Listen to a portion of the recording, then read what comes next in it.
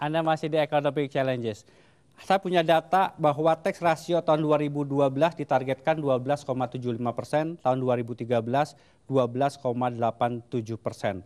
Dengan target penerimaan pajak tahun 2013 sekitar 1.031,69 triliun.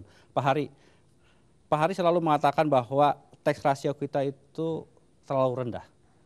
Nah sekarang kalau kemudian kita ingin meningkatkan, apa sebetulnya langkah-langkah yang bisa ditempuh Ditjen Pajak untuk meningkatkan tax ratio itu Pak Hari? Ya itu sebenarnya sudah lama kita bicarakan dan kemudian didengar oleh Presiden. Jadi baru tahun ini Presiden membuat dua kategori.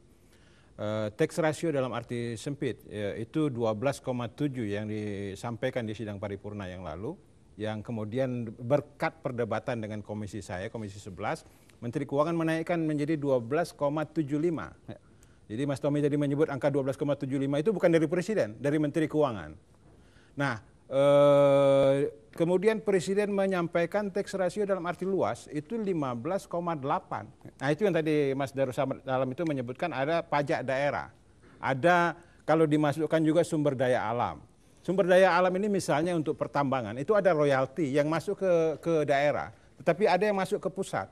Itu kalau dihitung semuanya, dalam konteks penerimaan, pajak daerah itu tidak masuk ke APBN. Dia masuk ke APBD. Jadi ini saya setuju memang. Tetapi tetap bukan itu yang menjadi masalah. Ada tadi sudah disebut misalnya 60 juta itu pembayar pajak yang membayar cuma berapa.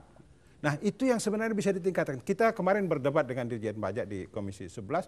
Ada sektor-sektor yang bisa dikejar lagi, yaitu sektor migas. Itu saya katakan kepada Ditjen Pajak, apakah Anda yakin betul lifting minyak dan gas itu seperti yang dilaporkan oleh BPH Migas? Dan apakah Anda punya hak untuk memeriksa kontraktor-kontraktor itu? Baik.